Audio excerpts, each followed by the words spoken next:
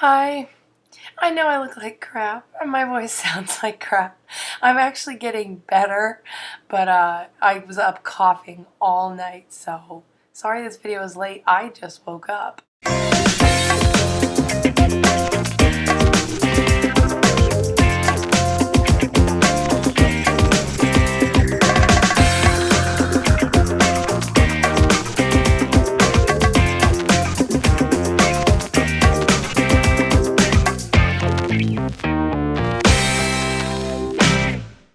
So this week we're talking about replacement meals, not just healthy options because we could go on about those forever, but what is a meal that you used to have all the time when you were not thinking about weight loss that you've now created a healthier version of and now eat regularly as a replacement for that bad meal.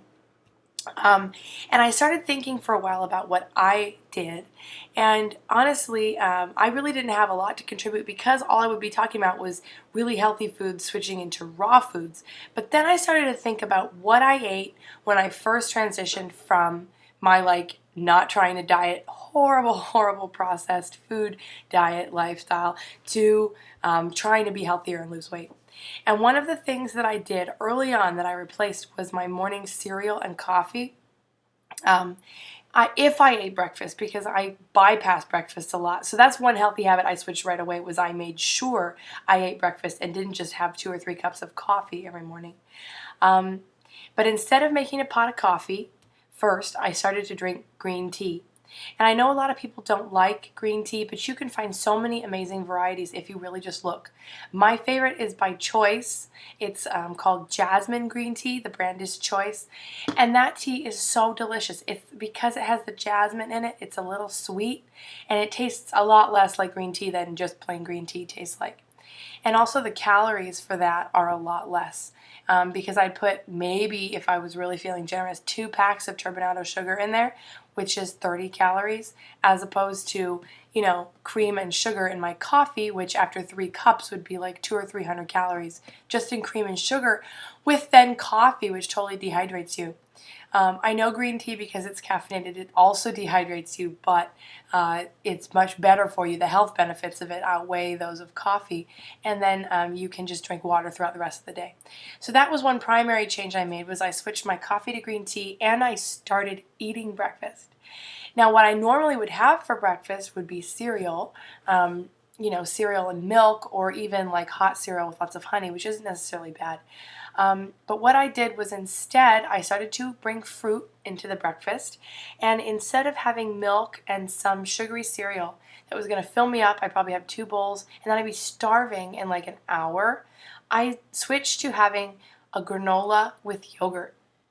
And this was a staple of my diet for over a year. I mean, it was like no question. In the morning I have, usually it was like a half a cup of granola with a half a cup of plain yogurt. Now you could pick a flavored yogurt if you want, but plain yogurt was my favorite. With then like a fourth or a third of a cup of blueberries and maybe some strawberries too. Now on the raw food diet, I don't eat that because it's combining a protein and a starch and fruit, which is just never supposed to be done in the stomach. But if you're not at that level of healthy eating yet, where you're trying to isolate foods in your stomach, it is a fantastic option. And I still crave it sometimes today, and sometimes I do eat it, but almost never. But the yogurt is going to provide you with your calcium and things that you need that you would otherwise get from your milk. So if you're trying to replace that in your diet, at least yogurt is probiotic. It's really good for you, and it's very low calorie. On top of that, if you get a healthy version, now plain yogurt of course is the lowest calorie, but you can get natural versions that are still pretty low calorie, so you're not getting like 200 calories worth of Yoplait, you know what I mean? And then in there I would have like a half a cup of granola, and that would be the highest calorie part of it. Sometimes it would only be like a third or a fourth of a cup of granola, depending on how hungry I was.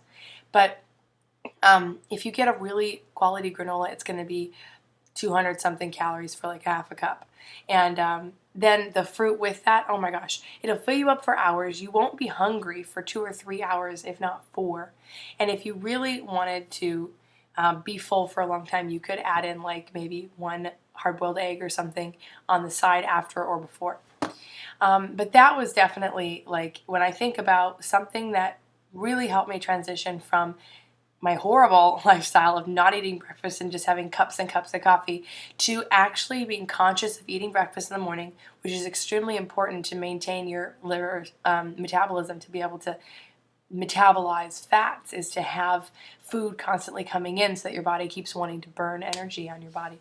But also then to just be eating something healthy as opposed to cereal, which is such a common breakfast, and it's so unfulfilling unless you're eating really healthy cereal, which chances are you're not. So I hope that helps some people. I'm sorry my voice is just totally gone, and I'm sorry this is so late on Monday. It's 7:30 now. You're probably not going to see this till 8:30. I woke up at 6. I was just up coughing forever and wasn't able to sleep, so I have to get to work. I will see you next week on Monday. Stay tuned tomorrow for Natalie back in her normal spot, and I hope you all take care. Bye.